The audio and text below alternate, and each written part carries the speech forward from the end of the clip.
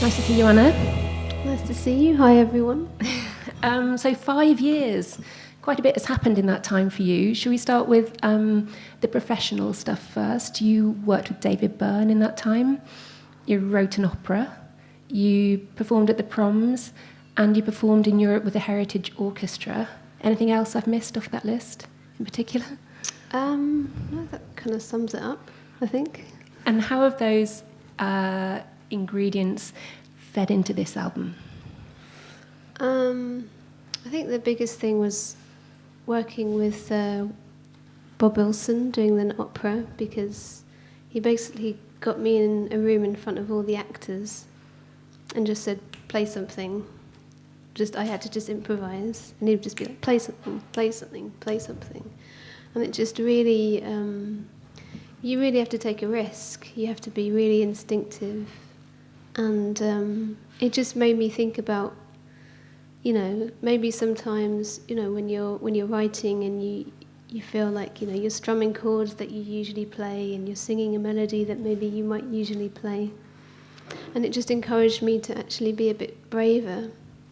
And sometimes being braver is about being simpler. And that's something that I was interested in, specifically lyrically.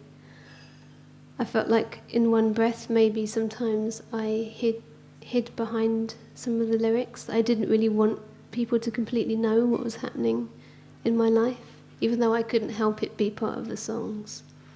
Whereas this time I just thought, I want you to be able to know what I'm singing about and know a little bit more about me through the record. Could you tell us a bit more about the opera you wrote then and how that honesty came in? It's called The Sandman. It was directed by Robert Wilson. It's playing in Dusseldorf at the moment. And Robert Wilson works by just improvisations, so there's no script.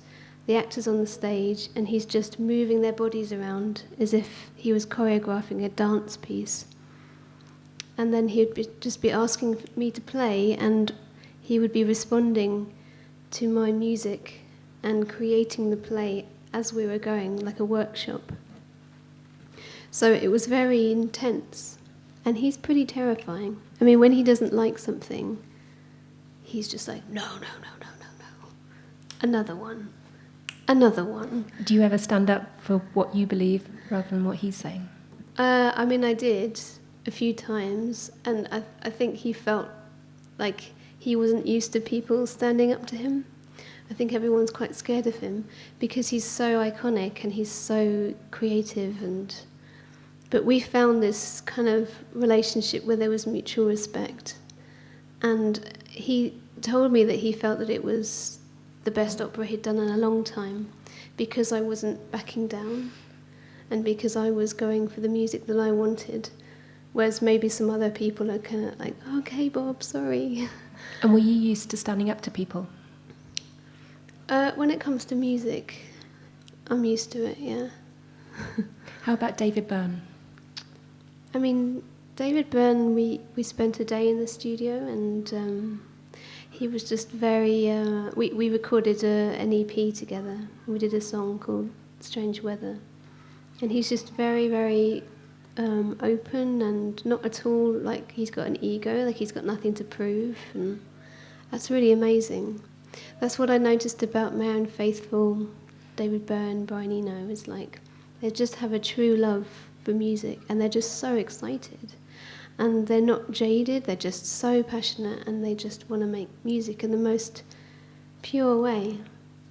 And when I was, for my first record, I had Brian Eno come into the studio and he just exudes positivity to the point where he encouraged me and made me feel that it was a good idea to play funk guitar on my song Desire. There's a version of it where I'm just doing this funk guitar and he was like, it's so amazing, and I was like, really? Okay.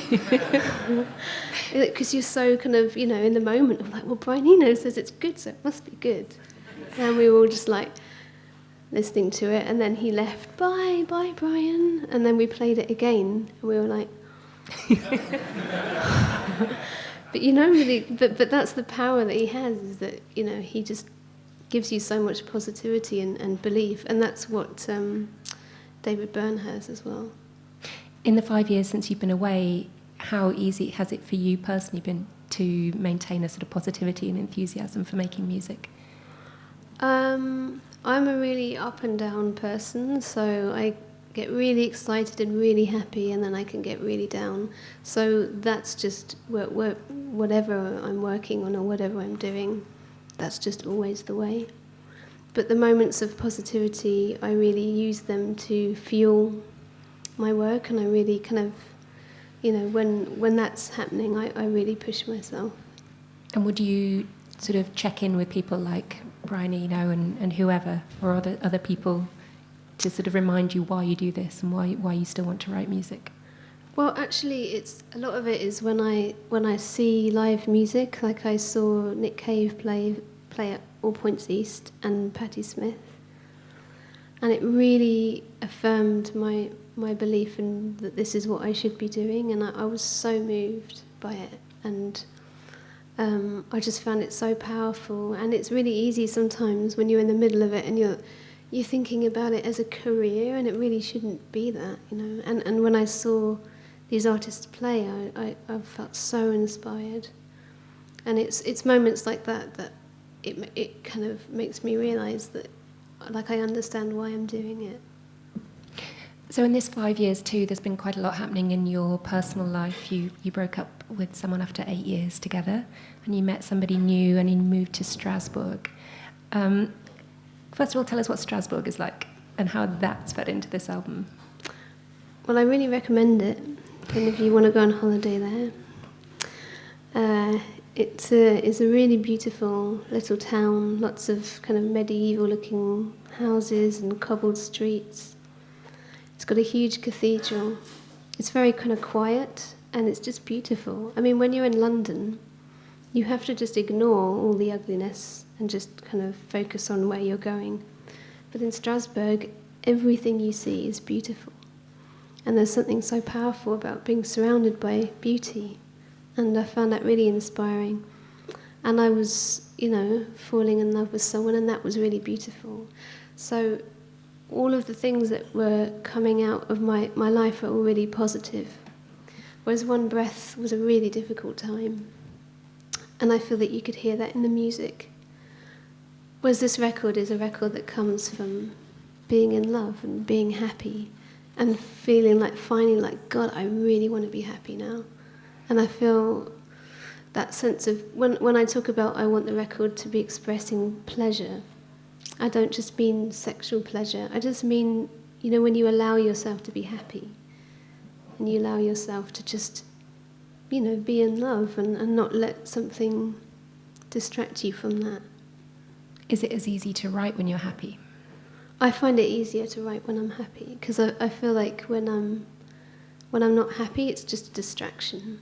Whereas when everything is in order, then you can be free to just, work on your creativity.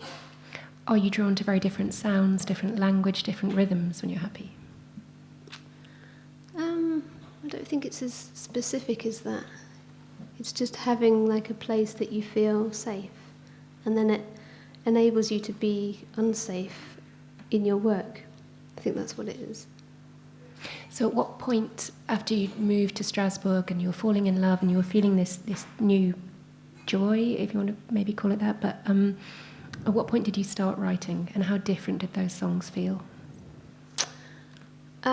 I wrote a lot of songs before I found the songs for this record, and I started writing, I think, like as soon as I got to Strasbourg.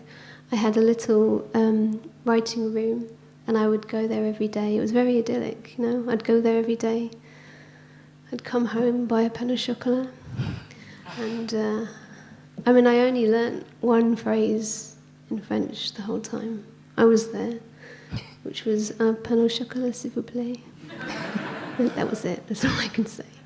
I went to one lesson, a French lesson in Strasbourg, and I just sat down. I was like, God, this is like school. I don't want to be in all the mind games of the politics. I'm sure no one else was thinking this, but because I overthink everything, I just couldn't do it, and I only went once. But that is my next plan of what I will do. Is I'm going to learn French, damn it. It's going to happen. So how did Pan au Chocolat feed this album, if at all? I got fat. No, I didn't. Well, that's pleasure as well, I suppose, isn't it? I suppose, yeah. And so tell us about the shape of those songs and how they felt to you when they arrived. I just... Basically, I had this thing on one breath that I felt that I was obsessed with melody. And I felt that the only melody that was truly worth hearing was a melody that went all over the place. And then for this record, I really tried to be a bit braver about just staying on one note for a bit longer. And that, weirdly, was like a really big change for me, in that you can say what you want to say with less notes. And that was the beginning of understanding this record. And I remember writing a song called Indies or Paradise. And I had the melody, and it was just all one note for the verse. And I remember thinking, can I do this? Is this okay? And the thing is that I would always ask either my girlfriend or Mally, who's in my band. Those are the two people that I would play these early versions of the songs.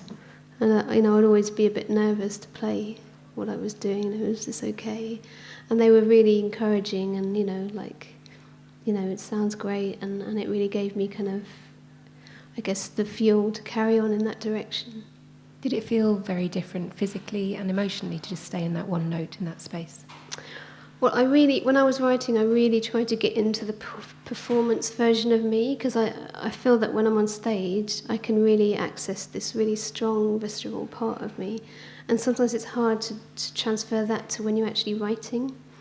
So when I was in my flat in Strasbourg, I was going, whoa, whoa, whoa, like making all these noises, like trying, I don't know what our neighbours thought, but, because I really wanted, I was, scream singing, and I was just really giving it everything, because I wanted this record to be a record that exists live, that it could really breathe live, and it just required more of me in that way. You said about being more open and more vulnerable, I guess, more exposed with your lyrics. Mm-hmm. How did that first show itself with this album? I think it was when I wrote the song Hunter, and I was just playing it on a keyboard, and the lyrics just came out straight away. I dressed myself in leather with flowers in my hair, and I remember thinking that was quite beautiful, because it's this combination of something that feels a bit dirty and a bit wrong, but with something really kind of spiritual and beautiful. And the first words that came out were, I opened the door wide, I wanted to survive. And I thought, wow, I probably wrote that because that's how I feel. After all of this difficult time, I really want to survive. I really want to be happy again.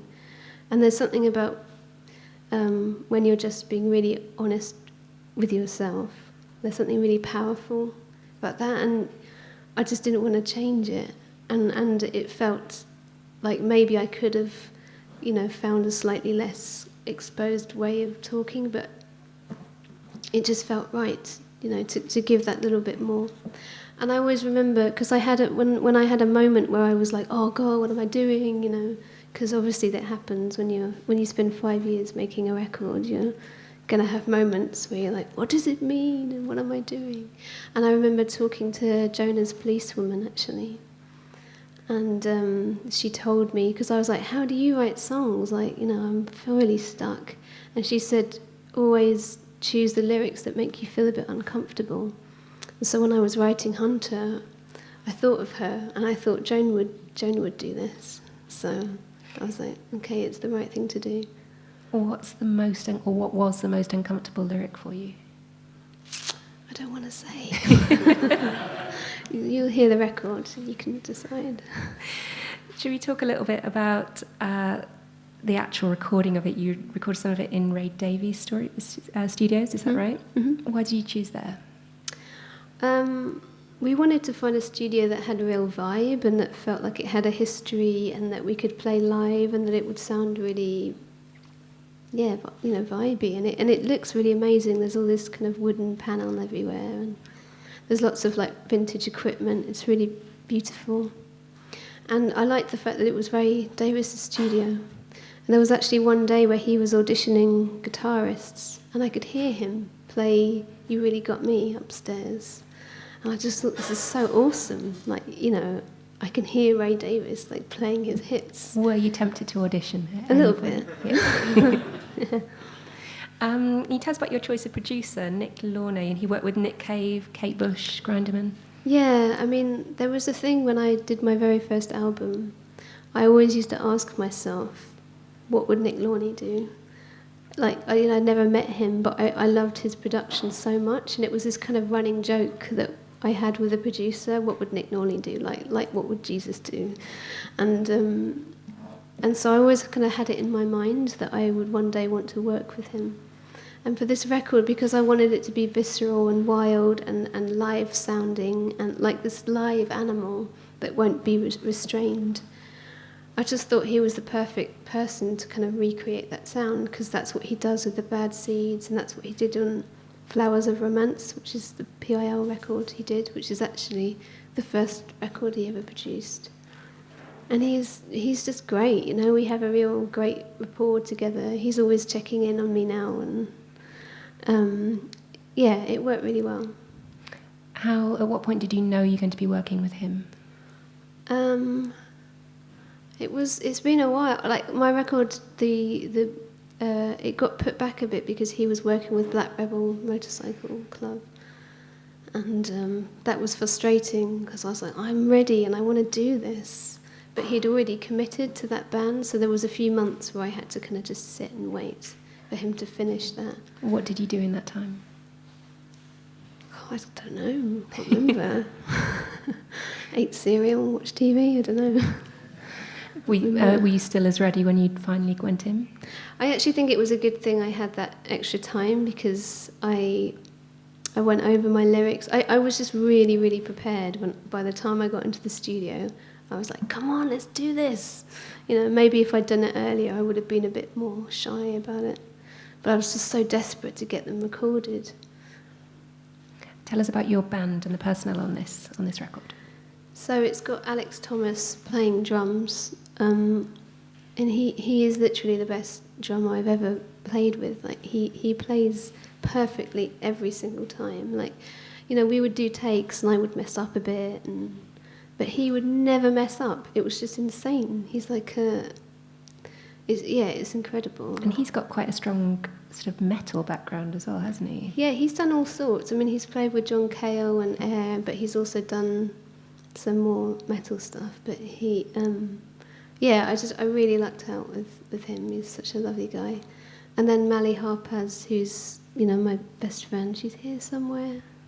Where is she? Oh, there she is. Looking right at you. And she was playing tuned percussion and some keyboards, and we've been playing together for 15 years, 20 years, like forever. So that was my core band. But then I also had Adrian Utley, who's from Portishead, and he was playing synths on the record, because I really wanted, although there are some real strings on the record, I was really interested in this idea of how to use synths in an orchestral way, because you're always wanting to develop your sound and try new things and not repeat yourself, and One Breath had a lot of orchestral moments, so I was like, how can I get that orchestral feeling without having to always use real violins? And his knowledge of synthesizers is incredible. And we used a lot of mellotron, which is actually real strings, but it's looped on a keyboard, and it just sounds really beautiful because it's a bit strange and not kind of quite right. So he was really amazing. And then I had Marty, who's the bass player in the Bad Seeds, and he came and played bass on the record. And he's just got amazing feel. I mean, a lot of why the Bad Seeds sound so amazing is because of him, because he's got such a great kind of soul feel, and he's very melodic in his bass playing. And I've always had this weird mistrust about bass guitar. I've always been a bit like, oh, I don't know about that. And even when we were talking about using Marty, I was like, yeah, but bass guitar. But then, he was so amazing about it that I feel I'm having to rethink my view on bass guitar, which is a big thing for me, actually. Next album's going to be bass funk album. Yeah, exactly. Well, yeah, exactly. So you said about the mellotron giving is that little bit strange and odd kind of feeling. Why? What has that done to the songs? Why was it necessary for you? Because I think I don't want to make a record that feels perfect and like everything's been tuned and everything. I want it to be the wild, and if you want to be wild, you have to be imperfect. And maybe in some way it fits in with this feeling of I'm so frustrated at the pressure that women are put under to have to be physically perfect. And I wanted this record to feel, messy and dirty and defiantly imperfect. And I wanted that to come across, in the music as well. Did Nick get that straight away? Yeah, no, he did. I sent him all my demos, and we had a talk on Skype, and I felt he really understood what I was trying to do. Were there any particular battles you had to fight in the studio? I hear you were up till 4 a.m. quite a bit. Yeah. I didn't really have any battles. There was one song that, there's always one song on a record which just drives you insane and you just don't know what to do with it. And for me, that was the song Alpha. We really struggled to work out that song. And for me, to know what a song needs is to try and find its heart, and also to be able to see it visually, because I'm really visual in my music. I want to see the songs like mini films, and it took a long time to see what that song was meant to be. And I actually got big pieces of paper and I drew pictures of all the songs, and I had them all around my attic, which is where I do a lot of my writing, and the whole room was just covered top to bottom with all these drawings and all these words. And that's the way finally I managed to figure out Alpha, was drawing it. But it took a long time. It was right at the last point where I couldn't do any more recording. I was still scribbling, trying to work out what Alpha should be. Are we allowed to know what that drawing was, or is that another secret? Maybe I'll release it one day, I don't know. I know you've spoken before about being very visual, and you have synesthesia, don't you? I don't know if I do, okay. But I do see music very visually, yeah. And so overall, how do you see this album? I actually think it's very close to the cover of the album, in that it's a woman who is, you can see that she's wanting to give everything. She's feeling, she's wild, she's imperfect, she's sweaty, her hair is messy, she's got soil on her skin, but you feel the intent in her eyes that she will not give up until she gets what she needs and what she deserves from her life. And I think, and it against red, because red feels very much like the colour of this record. And I feel that does sum up what the record's about. And Hunter is the title. Well, yeah, again, this feeling of wanting to express the idea of a woman not having to be hunted, and that I just feel, once you start seeing the inherent sexism in everything, you can't unsee it. Sometimes I wish that I could, but, specifically, films and the stories of films where so often the woman is just responding to the man's story.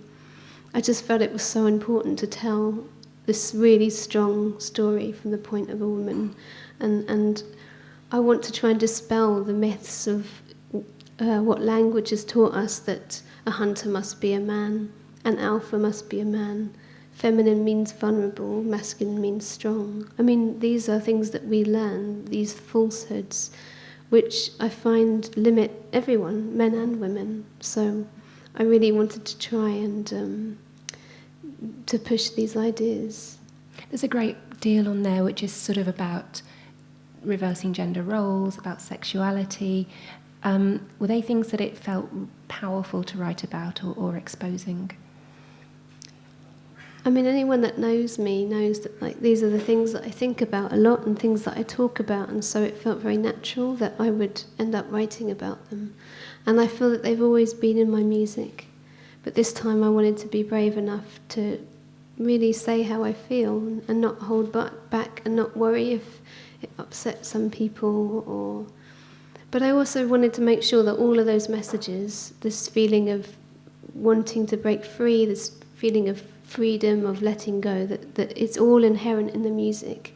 You don't have to listen to the lyrics. It's not like a dry kind of, thing. It's all there in the music. If you want to hear the lyrics, then they give you a further insight, but that the music commands that feeling. Can you point to some specific examples in the music or particular songs that you feel embody that? Yeah, well, I mean, even, Don't Beat the Girl Out of My Boy, when I do this really loud, screaming, that is the feeling of wanting to just lose sense of your body and just be the energy that you are and just be, the feeling of just like, fuck, I just want to be free. I just want to be free of anything that's, holding me back. And I am giving all of myself, absolutely all of myself. I mean, to sing that strong and that high, it requires me to complete, like, all I am is that note when I'm singing it. There's nothing left to hide behind. And that kind of sums up the record in a way, that just fucking going for it, like not like just want it. I just want to be free of everything, of any kind of thing that is holding me back. And obviously, like being a kind of introverted person, maybe I feel that even more strongly, that I just have this energy in me that I just need to release. And I see it as a really strong point, that despite being told that we live in an extroverted world, there's so much wealth in the introvert who, listens and who has this energy and, is ready to give it to something that they really believe in, rather than just expelling it on things that maybe are less important. But that's what it is for me, and that's, I guess, part of that feeling of wanting to break free, is that feeling of me being a quiet person, but for some reason when I'm playing music it all just dissipates and I just become this kind of really powerful version of myself. It is quite striking to meet you in person and have a conversation with you, and you are softly spoken and petite and quite contained. And then I just saw you on stage at Green Man the other weekend, and you found this sort of hugeness. It's a similar hugeness that's on this record. At what point do you make that transition? At what point is it when you step on stage? Is it when you are in a recording studio? I think there's something about putting a guitar on and just feeling the music, just like reacting emotionally to what you hear. It just kind of hypnotizes me.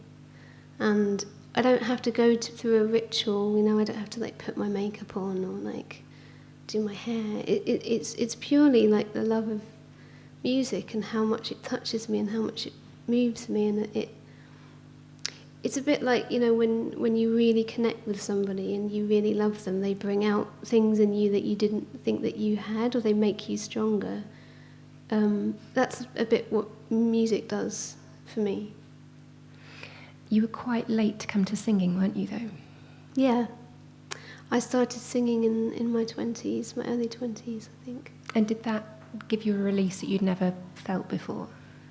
Yeah, I mean, it wasn't, immediate. I had to work really hard at my voice, and I had to practice for many, many hours, and, I had some setbacks, I had someone telling me, I don't think you should be a singer, I think you should just be a guitarist, and somehow, despite those things, I was so intent on seeing whether I could do this that I just worked and worked.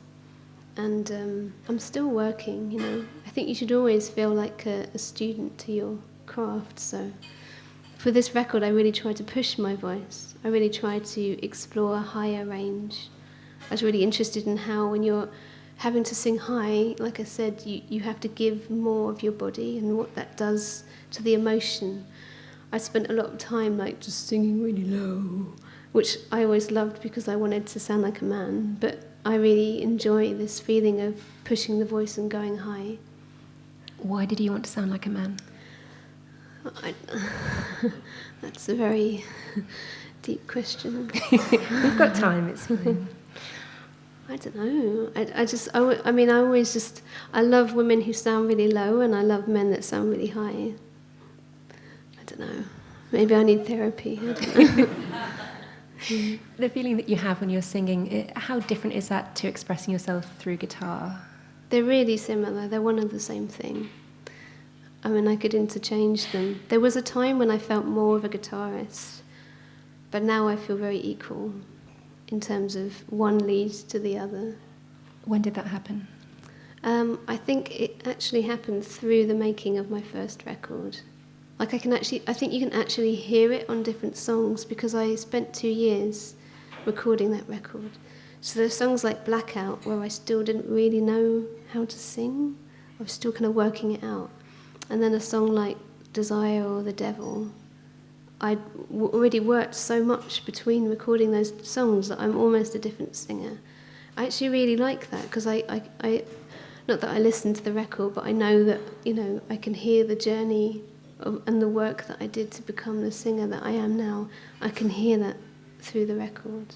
Has that meant that songs start differently for you now? If they feel like equals, do you start with voice as much as guitar? Do you start with lyrics? I just start kind of singing random things and playing, and usually the first thing that I sing is the most honest, and that's often the thing I stick with. Were you, for this album, were you reading anything, watching anything, listening to anything that informed what it became? I suppose that, that there are a few records, like Nightclubbing, Grace Jones. I love the way that she really inhabits a song. Like, you can really, like as soon as she sings a note, it's like it's Grace Jones. Like, it could be anything, but she just puts a stamp, and she's so commanding with her voice. And I really wanted to step up and be that in these songs, like be really commanding as a singer. And then I really fell in love with Perfume Genius during making this record. I loved his honesty, and I loved his musicianship, and this kind of place between beauty and ugliness, which always interests me. I feel that he does that really well. He, for his last album, seemed to sort of embrace a new kind of ambition. Is that something that you would recognise for this record too, for yourself? What do you mean by ambition? I think he decided that he wanted to be a big pop star. Right. He wanted to be famous. He didn't want to shrink back anymore. Right. And that just seems sort of to echo a little bit of what you've said about Hunter. Well, I waited 5 years to make a record, so I guess ambition wasn't career ambition wasn't my main thing I was thinking about. Musical ambition, yes, but I just couldn't possibly, it would really make music toxic for me if I was thinking about my career, what does this mean for my career? I took the time I took because I really wanted to be able to stand behind the work and to really, really believe in it. But I guess there's still a similar desire to be honest and not hold back anymore and not cover yourself over. There was definitely a desire to, to allow more of myself to come out and not kind of hide behind things. That is great, thank you. Should we take some questions from the floor? Would that be okay? Sure. Has anybody got one in particular? I thought there was a question. Yes, over there. So you don't listen to your records. Why is that? Because you just hear all the things that you would do differently. It's like listening, if you listen to your own voice on a recording and you're like, oh God, is that how I sound? That's how it kind of feels. So, Over here. Okay.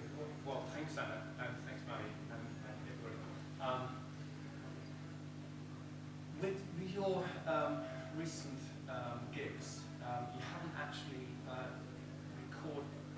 included anything from the second album, from One Breath album.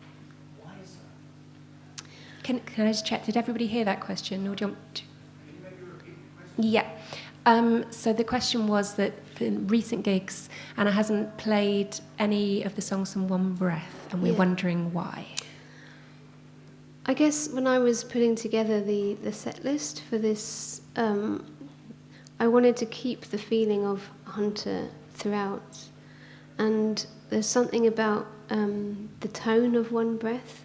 When we tried playing like Eliza, after, Indies of Paradise or Hunter or Suzanne and I, and it just felt kind of like wrong. Like I wanted it to feel like you never strayed too far away from the intent that I'm trying to do, because it feels so strong to me.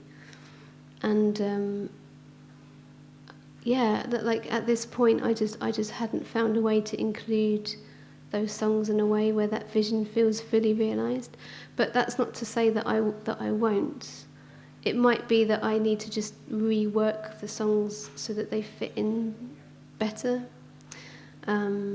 But I haven't actually done that many shows yet, so there is time to figure that out.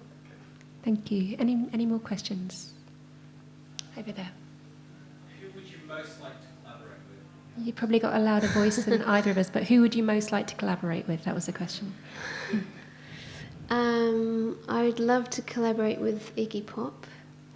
Actually, when I was, doing the vocal takes for this record, I just kept going back to imagining myself as a female Iggy Pop. That was my kind of compass. So now it's not what would Nick Lawney do, it's what would Iggy do, which I think is a good kind of parameter in life. I'm assuming you've met Iggy. I've not met him, no. There's time. There's time. Over there. I feel like as myself as an artist nowadays, there's a lot of pressure on social media and all that. I see it's really disparaging. Do you find that someone who's really established as an artist that you're able to put anything through? Or, because I just find like, I feel like 20 years ago everybody used to think about how does yourself and now it's what do you look like? Yeah. I personally don't see the relevance, but Yeah. So that was about social media and the pressure it can give an artist, and whether that sort of hampers creative freedom, I guess, because now there are so many other things to consider, like how you look in videos, I guess, and how you present yourself to the world. Did you say you're an artist as well? I think it's a really difficult one to balance, because I really don't want to be, addicted to social media, and actually I don't have, Facebook or Twitter on my phone, but obviously there is an element where it can be really gratifying and amazing when you say something and you get responses back. It's not the likes, but if someone writes to you a really personal message, because I read all of the comments, I feel really moved by it. I mean, sometimes people have written things and I've been crying by what people have said, and if that wasn't there, would I ever hear those voices? So I think it just depends, whether you do it in a healthy way and you don't put too much weight on it. But I agree, if it's a point where you're trying to write a song and then every now and again you're looking at your phone, it's such a buzzkill. I mean, when I'm writing, I put my phone in another room. Well, there you go. Because if it's in the room and it's on, then you do find yourself and that's just terrible. Yeah. Thank you. Any more? Gentleman next to you. Was there much material left off the album that could have gone, Anna, or certain songs that sounded still good to you but weren't right for a particular record? Yeah, there was a lot of songs recorded, not with Nick, but before, demos, which I ended up not using. And maybe they'll come out one day, have to see. But I think I had to write a lot of music before I found the songs that felt right, and that's always the way with me, actually. Yeah. Any more? At the back there. When did you realise you were a woman that played the guitar? When did you realise you were a woman that played the guitar? Is that it? Um, I'll preface that by saying I'm a female drummer. right, okay. I feel your pain. Yeah. And does everyone compare you to other female drummers, not just drummers, by any chance? I mean, it was really surprising to me when the first record came out and the kind of questions I got. I really didn't expect it. What's it like being a woman playing guitar? And I was like, well, I've never been a man, so I've got nothing to compare it to. Like, how can I answer that question? And things about, you know, the guitar, you know, how do you feel about playing like a phallic instrument? And I'm like, well, it's phallic for you, it's not phallic for me. But I have actually noticed that this time round I haven't really had any question like that.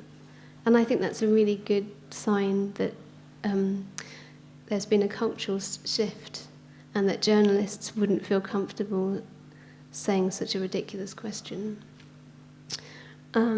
I think it's good as a response to that question, if you get asked that question, is to just throw it back, you know. How does it feel to be a journalist sitting on a chair? Or, you know, it's something as equally ridiculous is kind of the way to deal with it.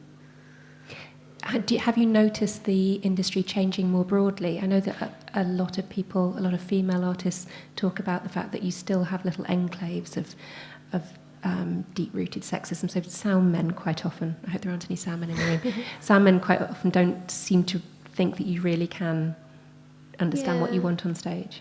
I mean, it's not with all people, but there is sometimes a feeling that you have to say things stronger and more than once to be able to be heard. And that's quite frustrating. But it's less so than it used to be.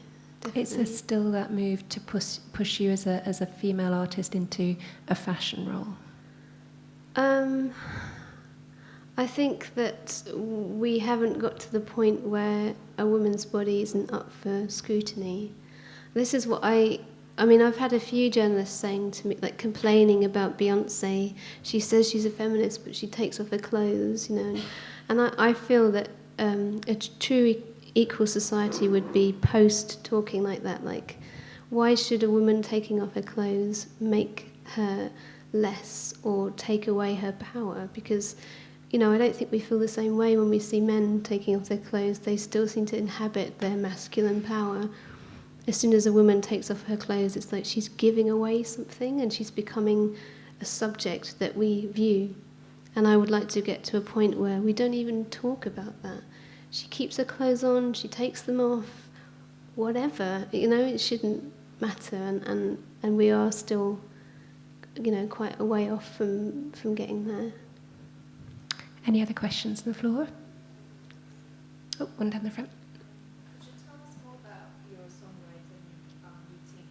Do you go into writing every day, doing a routine, or is it more about taking a walk outside and getting inspiration? Yeah. So, just for the room, that was about daily routine of songwriting and recording. So whether or not Anna just goes into a room and concentrates on songwriting, or whether she has other things that feed it, like going for a walk or stepping outside.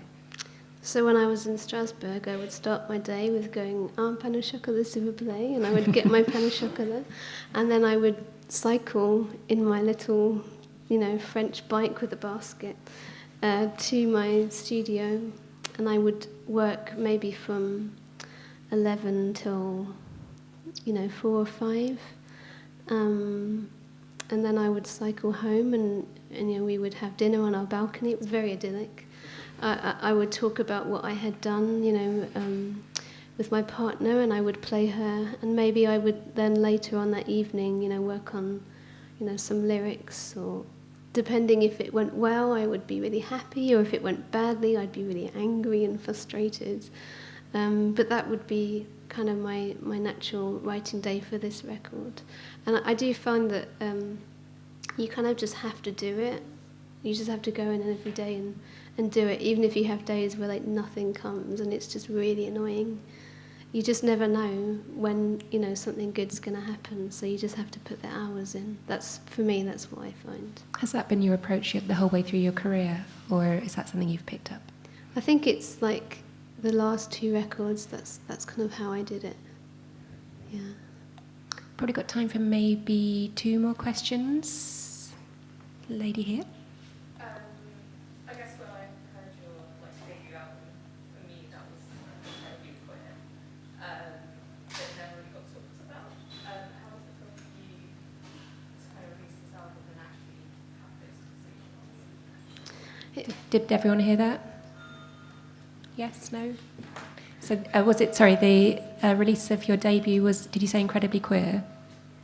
When I listened to When you listened to it, and that with this album, Anna is having those conversations. Go for it. It feels weirdly liberating. It kind of reminds me a bit of like, so when my first record came out, my grandma didn't know that I was gay, and I was like, oh my God, she's going to read all these articles like about my songs. And then very sadly, she passed away, and she never knew that I had a girlfriend. I had a pretend boyfriend who was called, like, I can't remember his name. Like, this was probably I probably changed the name each time I saw her. But anyway, he was a keyboardist, and he was French, and it was like always having to have this kind of like feeling of not being completely real with my family. But now, all my extended family know, and I feel just like, you know, like, I don't have to hide anything. And that's a bit how I feel with this record, you know. It's like, it's not like I was hiding before with my first record, but no one really asked me about it, and I didn't make a point of being like, my girlfriend, blah, blah, blah, partly because I was a new artist, and I didn't want that to be the main thing that people talked about. I wanted it to be about the music. But now I just feel like I really have nothing to hide, and I feel like there's a sense of freedom, and I actually think that's partly what enables me on stage to be more free now than I was before, because I really have, you know, nothing to hide, and I feel, you know, really happy in my relationship in my life, and that feels really, really great. So it's been a kind of like an evolution for me. It's a colossally different time now in terms of gender and sexuality, even from 12 months ago, isn't it? Yeah, it's really, you know, things feel like they've, you know, moved forward for the better, and, you know, it feels like a really exciting time. One more question, if you have one. Gentleman there. How do you feel about your live recordings? Because I don't see them many published as albums. I was at the Sound Acting Church, and I was useful, and I missed it a bit. And I don't see many of your live records getting published. What's your consideration? You don't like them too much to get published because you prefer to keep the intimacy of the show as it stays, or just you don't like the quality generally? So this is about live recordings and why we don't see or hear many from Anna. Well, I mean, I did release a live record live at Meltdown. That was with a choir at Meltdown Festival. I can't remember when that came out. Maybe it was a year ago. But I really love live records. It feels like a really, you know, it makes me think of Bruce Springsteen, or like, you know, these really classic, amazing artists that just sound so great live. And I would love to put, you know, out another one. And I'm sure I will, you know. I mean, I am a perfectionist about, you know, like when I hear something back, I'm like, oh God, you know, oh, did I sing it like that? But still, I'm totally up for doing another live record. I'll let you know. I think the Hunter live record would be a good one, for sure.